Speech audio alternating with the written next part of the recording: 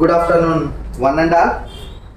Simple past మీద ఇంకొన్ని exercises చేద్దామమ్మా. మనం అవి చెయ్యాలి అంటే మనం ఈ వర్డ్స్ యొక్క మీనింగ్ మనకు ఖచ్చితంగా తెలిసి ఉండాలమ్మా. చూడండి, ఆ వర్డ్స్ ఏంటివో. మీ మీ అంటే ఏంటి? నన్ను లేదా నాకు అనే అర్థం వస్తుంది. యు అంటే నిన్ను లేదా నీకు లేదా మిమ్మల్ని లేదా మీకు అనే అర్థాన్ని ఇస్తున్నాయమ్మా అవి. అజ్ అంటే మనల్ని లేదా మనల్ని లేదా మనకు అనే మీనింగ్ వస్తుంది. దెమ్ అంటే వారికి లేదా వాళ్ళని, వారిని లేదా వాళ్ళని అని వస్తుందమ్మా. హర్ అంటే ఆమెని లేదా ఆమెకి, హిమ్ అంటే అతన్ని లేదా అతనికి, ఇట్ అంటే దానికి లేదా దానిని, దీనికి లేదా దీనిని అనే మీనింగ్ వస్తుందమ్మా. ఈ మీనింగ్స్ ఖచ్చితంగా తెలిసి ఉండాలమ్మా వాడాలంటే. అర్థమవుతుందా? చూడండి అమ్మా, బోర్డు మీద ఏమున్నాయో కొన్ని స్టేట్మెంట్లు రాశాను. చూడండి అమ్మా బోర్డు మీద. ఫస్ట్ది, జ్యోతి వారిని లేదా వాళ్ళని పిలిచింది. పిలిచింది అంటే జరిగిపోయింది. జరిగిపోయిన దానికి స్ట్రక్చర్ ఏమని చెప్పుకున్నామమ్మా? Subject plus V2 plus object అమ్మా. ఇందులో సబ్జెక్ట్ ఎవరు? జ్యోతి వారిని లేదా వాళ్ళని పిలిచింది. వచ్చేస్తుంది ఎవరు? జ్యోతి. జ్యోతి కదా పిలిచింది, సో జ్యోతి అనేది సబ్జెక్ట్. ఏం చేస్తున్నామా? పిలవటం అనేది వెర్బ్. ఈ మిగిలిపోయింది ఏమైంది? ఆబ్జెక్ట్ అయిపోయింది. చూడండి, ఫస్ట్ది జ్యోతి, సబ్జెక్ట్ రాస్తున్న స్ట్రక్చర్ ప్రకారం జ్యోతి. పిలవడాన్ని కాల్ అంటాం, కానీ మనకు కావాల్సింది V2 కదా, సో జ్యోతి కాల్. జ్యోతి పిలిచింది. ఎవరు పిలిచింది? వారిని లేదా వాళ్ళని. వారిని లేదా వాళ్ళని ఎక్కడ ఉంది? ఇక్కడ ఉంది. దెమ్, వారిని లేదా వాళ్ళని. సో ఇక్కడ ఏం రాసుకోవచ్చు? జ్యోతి కాల్డ్ దెమ్ అంటే జ్యోతి వారిని లేదా వాళ్ళని పిలిచింది. ఇక్కడ జ్యోతి కాల్డ్ దెమ్ అంటే జ్యోతి వారిని లేదా వాళ్ళని పిలిచిందని వచ్చిందమ్మా. జ్యోతి వారికి లేదా వాళ్ళకి పిలిచిందని రాదు కదా. అది అలా సందర్భాన్ని బట్టి మీరే అర్థం చేసుకోవాలి. నెక్స్ట్ చూడమ్మా, జ్యోతి వారికి లేదా వాళ్ళకి ఒక పుస్తకం ఇచ్చింది. పుస్తకం ఇచ్చింది, అయిపోయింది. సబ్జెక్ట్ ఏంటి? జ్యోతి. వచ్చేసిన ఆమెగా పుస్తకం ఇచ్చింది. ఏమి ఇచ్చింది? సారీ, పనేంటి? ఇవ్వటం. ఇవ్వటం అనేది ఏంటి? వెర్బ్. మిగతాదంతా ఏంటమ్మా? ఆబ్జెక్ట్. సో చూడండి, జ్యోతి JYOTH జ్యోతి. ఇవ్వటం గివ్, అది V1. మనకు కావాల్సింది V2. జ్యోతి గేవ్. జ్యోతి గేవ్. జ్యోతి గేవ్. జ్యోతి ఇచ్చింది. జ్యోతి ఇచ్చేసింది. ఏమి ఇచ్చింది లేదా ఎవరికి ఇచ్చింది? జ్యోతి ఎవరికి ఇచ్చింది? వారికి లేదా వాళ్ళకి. వారికి అన్నా, వాళ్ళకి అన్నా, వాళ్ళని అన్నా, వారిని అన్నా, మొత్తం అదేనమ్మా. సో జ్యోతి గేవ్ దెమ్. ఇక్కడ మీనింగ్ ఏంటి? జ్యోతి వారికి లేదా వాళ్ళకి ఇచ్చింది. ఏమిచ్చింది? ఒక పుస్తకం. ఏ బుక్. ఏ బుక్. సెంటెన్స్ చూసారా ఎలా మారుతుందో? దెమ్ అనేది ఈ వాక్యంలో వారికి లేదా వాళ్ళకి సూచిస్తుంది. అదే ఈ వాక్యంలో వారిని లేదా వాళ్ళని సూచిస్తుంది. అర్థమవుతుంది ఆ డిఫరెన్స్? ఆ డిఫరెన్స్ జాగ్రత్తగా అర్థం చేసుకున్నాం. ఈ సెంటెన్స్ ఇంకో విధంగా కూడా రాయొచ్చు. ఆ సెంటెన్స్ ని ఎలా రాస్తాం చూడండమ్మా. జ్యోతి గేవ్. ఇంతవరకు మీనింగ్ ఏంటి? జ్యోతి గేవ్. జ్యోతి ఇచ్చింది. ఏంటిది? ఒక పుస్తకం. A book. Jyoti give a book. చివర టు దెమ్. టు దెమ్ అంటే వాళ్ళకి లేదా వారికి. లాస్ట్ లో వస్తేనేమో దెమ్ టు రావాలి. ఓకేనా? వెర్బ్ తర్వాత వస్తేనేమో టు అవసరం లేదు.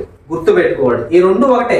జ్యోతి గేవ్ దెమ్ ఎ బుక్ అన్నా, Jyothi gave a book to them అన్నా, రెండు మీనింగ్ ఏంటి తెలుగులో? జ్యోతి వారికి లేదా వాళ్ళకి ఒక పుస్తకం ఇచ్చింది. చివరలో ఈ దెమ్ వస్తే ఏమైంది? ఓకేనా? టు రావాలి. అదే వెర్బ్ తర్వాత వస్తే టు అవసరం లేదు. గుర్తు పెట్టుకోండి అమ్మా. Nice, good. నెక్స్ట్ అమ్మా, నువ్వు నన్ను అరిచావు అంటే పని జరిగిపోయింది. ఎవరు? నువ్వు అనేది సబ్జెక్ట్. అరవటం అనేది వెర్బ్. నన్ను అనేది ఏమైంది? ఆబ్జెక్ట్ అయింది. నువ్వు అంటే ఇంగ్లీష్ లో ఏంటి? యు. అరవడాన్ని ఏమంటావు? షౌట్ అంటాము. ఓకేనా? అది V1. V2 కదా. You shouted. నన్ను అంటే ఇక్కడ ఎక్కడ ఉంది నన్ను అనేది? ఎస్, ఎక్కడ ఉంది నన్ను అనేది? ఇక్కడ ఉంది నన్ను. ఓకేనా? నన్ను అంటే ఏంటి? ఇక్కడ ఏం చూడమ్మా, నువ్వు నన్ను అరిచావు. అమ్మా నన్ను అంటే చూడక్కడ నన్ను అంటే మీ. ఓకేనా?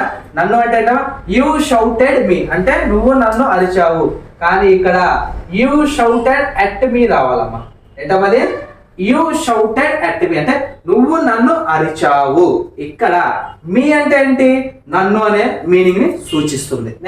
నెక్స్ట్ స్టేట్మెంట్ చూడండి అమ్మా. ఏంటి నెక్స్ట్ స్టేట్మెంట్, నువ్వు నాకు పూలు ఇచ్చావు. ఇచ్చావు అంటే అయిపోయింది కదా, సింపుల్ పాస్ట్. ఓకే, ఇందులో సబ్జెక్ట్ ఎవరు, నువ్వు. ఇవ్వటం ఏంటి, వెర్బ్. మిగిలిందంతా ఏంటి, object. So subject plus V2 plus object కదా స్ట్రక్చర్, సబ్జెక్ట్. ఫస్ట్ యు అంటే నీవు, ఇవ్వడాన్ని గివ్ అంటావు కదా, అది V1. V2 ఏంటి, గేవ్. యు గేవ్ అంటే నువ్వు ఇచ్చావు. ఎవరికి, నాకు. నాకు అంటే ఇక్కడ ఏముంది, me. So you gave me. ఇంతవరకు మీనింగ్ ఏంటి, యూ గేవ్ మీ, నువ్వు నాకు ఇచ్చావు. ఏమి ఇచ్చావు, ఫ్లవర్స్. ఫ్లవర్స్ అంటే పూలు. యూ గేవ్ మీ ఫ్లవర్స్, నువ్వు నాకు పూలు ఇచ్చావు. లేదా దీన్ని ఇంకో ఈ విధంగా ఎలా రాయొచ్చు, యూ గేవ్ ఫ్లవర్స్ అంటే యూ గేవ్ అంటే నువ్వు ఇచ్చావు. ఏమి ఇచ్చావు, flowers. You gave flowers, you gave flowers అంటే నువ్వు పూలు ఇచ్చావు. ఎవరికి, టు మీ అంటే నాకు అనే మీనింగ్ వస్తుంది. కొండ గుర్తు ఏంటి ఇక్కడ, వీటన్నిటికి సెంటెన్స్ చివరి వస్తే, ఓకేనా, వీటన్నిటిని మనం రాసేటప్పుడు ఈ యొక్క సెంటెన్స్ లో చివర రాస్తే టు రావాలా, వెర్బ్ తర్వాత రాస్తే టు అవసరం లేదు. That you should remember. ఓకేనా, అది ఖచ్చితంగా మీరు గుర్తుపెట్టుకోవాలా, మర్చిపోకూడదు. See the difference. Next statements చూడండి అమ్మా ఒక్కసారి. ఏంటి ఆ నెక్స్ట్ స్టేట్మెంట్స్, నేను ఆమెను తిట్టాను. నేను ఏం చేశానమ్మా, ఆమెని తిట్టాను. సబ్జెక్ట్ యాక్షన్ పూర్తయింది కదమ్మా. ఏమైంది అక్కడ, యాక్షన్ పూర్తయింది. ఆ యాక్షన్ చేస్తుంది ఎవరు, నేను. So subject. తిట్టడం అనేది వెర్బ్. మిగిలింది ఏంటి, ఆబ్జెక్ట్. నేను అంటే ఐ. తిట్టడాన్ని ఏమంటాం, స్కోల్డ్. కానీ నాకు కావాల్సింది V2 కదా, స్కోల్డెడ్. ఓకేనా, ఐ స్కోల్డెడ్ అంటే నేను తిట్టాను. ఎవరిని, ఆమెని. ఆమెని ఏమంటారు ఇక్కడ, హర్ అంటే ఆమెని, ఆమెకు. సో హర్ కదా, ఐ స్కోల్డెడ్ హర్. నేను ఆమెను తిట్టాను. నేను ఆమెకి తిట్టాను అనగా నేను ఆమెను తిట్టాను. ఓకేనా, ఇక్కడ subject plus V2 plus object structure తెలుసు కదా. నేను ఆమెని లేదా నేను ఆమెను ఏదైనా ఉంటే, నేను ఆమెను తిట్టాను, నేను ఆమెను తిట్టాను, అటు ఇటు. ఓకేనా, నేను ఆమెను తిట్టాను, నేను ఆమెను తిట్టాను. నెక్స్ట్ చూడమ్మా, నేను ఆమెకు ఒక ఉత్తరం రాశాను. సో నేను అనేది సబ్జెక్టు, వ్రాయటం అనేది వెర్బు, మిగిలిందంతా ఆబ్జెక్టు. చూడండి, నేను అంటే ఐ, వెర్బ్ ఏంటి, రైట్ కదా. సో V2 వచ్చి wrote. ఐ wrote అంటే నేను రాశాను. ఏం రాశావు, ఒక ఉత్తరం. I wrote a letter. I wrote a letter, LETTR. I wrote a letter, నేను ఒక ఉత్తరం రాశాను. చివర ఇక్కడ ఇచ్చినవి ఏవైనా ఈ వర్డ్స్ చివరి వస్తే సెంటెన్స్ కి ఏం యాడ్ చేయాలా, చివరిలో ఇప్పుడే చెప్పున టు యాడ్ చేయాలి. టు ఆమెకు. ఆమెకు ఎక్కడ ఉంది, ఇది ఆమెకు అంటే. ఓకేనా, ఆమెకు ఏంటది, her. I gave a letter to her. నేను ఏం చేశానమ్మా, ఆమెకు ఒక ఉత్తరం. గేవా వ్రోటా, గేవ్ కదమ్మా, wrote. I wrote a letter to her. నేను ఆమెకు ఒక ఉత్తరం రాశాను. లేదా దీన్ని ఎలా రాసుకోవచ్చు, నెక్స్ట్ వే, ఐ wrote నేను రాశాను. ఐ wrote హర్, నేను రాశాను ఆమెకి. ఇక్కడ ఓకేనా, నేను ఆమెకు రాశాను లేదా నేను ఆమెకి రాశాను. ఏంటి ఇక్కడ ఆమెను కాదు. ఓకేనా, సో ఐ wrote హర్, నేను రాశాను ఆమెకు అని చెప్పాం కదా. నేను ఆమెకు రాశాను. ఏం రాశాడంట, a letter. I wrote her a letter. LACCC here, LETTER. I wrote her a letter. నేను ఆమెకు ఒక లెటర్ రాశాను. చూడండి మీనింగ్ ఎలా మారిపోతుందో, కన్ఫ్యూజ్ అవ్వద్దు, జాగ్రత్తగా చూడండి. నెక్స్ట్ స్టేట్మెంట్ జాగ్రత్తగా గమనించండి. సార్ అతడిని అడిగాడు. వర్క్ చేస్తుంది ఎవరు, సార్. So subject. పనేంటి, అడగటం. So verb. మిగిలింది వచ్చింది ఏంటి, ఆబ్జెక్ట్. సార్ అంటే సారే కదా. సార్ అడగడాన్ని ఏమంటాం, ఆస్క్ అంటాం. కానీ అది V1. V2 ఏంటి, సార్ ఆస్క్. సార్ అడిగాడు. అతడిని అంటే ఇక్కడ ఏముంది చూడండి, అతనికి లేదా అతడిని అన్న రెండు ఒకటే. Sir asked him. Sir asked him, sir అతన్ని లేదా అతనిని అడిగాడు, ఏదైనా ఒకటి. ఇక్కడ చూడండి, సార్ అతడికి ఒక బహుమతి ఇచ్చాడు. ఇవ్వటం అనేది వెర్బ్, మిగిలిందంతా ఆబ్జెక్ట్ అమ్మ. చూడండి, సో సార్ గివ్ కదా ఇవ్వటం, సో ఇక్కడ ఏమైంది gave. Sir gave a gift, ఒక బహుమతి. సారు ఒక గిఫ్ట్ ఇచ్చాడు, ఎవరికి? అతనికి. టు హిమ్ అమ్మ, అతడికి. సారు అతడికి ఒక బహుమతి ఇచ్చాడు, అతనికి మీ ఇష్టం. అతడికి అన్న మొత్తం ఒకటే కదమ్మా. నెక్స్ట్ ఉన్నాం, ఇదే వాక్యం ఎలా రాసుకోవచ్చమ్మా? సార్ గేవ్, సార్ ఇచ్చాడు. ఏంటది? ఎవరికి? అతడికి. సార్ గేవ్ హిమ్, సారు అతడికి ఇచ్చాడు. ఏంటది? ఏ గిఫ్ట్, ఒక బహుమతి. ఇలా మార్చుకోవాలి. చూడండి, ఏం లేదు అందులో. ఓకేనా, కన్ఫ్యూజ్ అవ్వద్దు. ఒకటే ఒక way, only one way is practice అంతే, ఇంకా అంతకు మించి ఏమీ లేదు. జాగ్రత్తగా చూడండి. చూడండి అమ్మా, ఈ బోర్డు మీద మార్కు చేసిన వర్డ్స్ వరకు నేను చెప్పానమ్మా. మిగతాయి మీరు ట్రై చేయండి, రాకపోతే నన్ను అడగండి, నేను చెప్తానమ్మా. అర్థమవుతుందా? ఎందుకంటే అన్నీ నేను చెప్పాను అనుకోండి, మీరు ఆలోచిస్తారా? ఆలోచించరు. ఆలోచించకపోతే ఈ ఎక్సర్సైజ్ మీరు చేయగలరా? చేయలేరు. ఓకేనా? సో అందుకని కొన్ని నేను చెప్పాను, మిగతా మీరు చేయండి, రాకపోతే నన్ను అడగండి, మళ్ళీ నేను చెప్తాను. ఓకేనా? క్లియర్?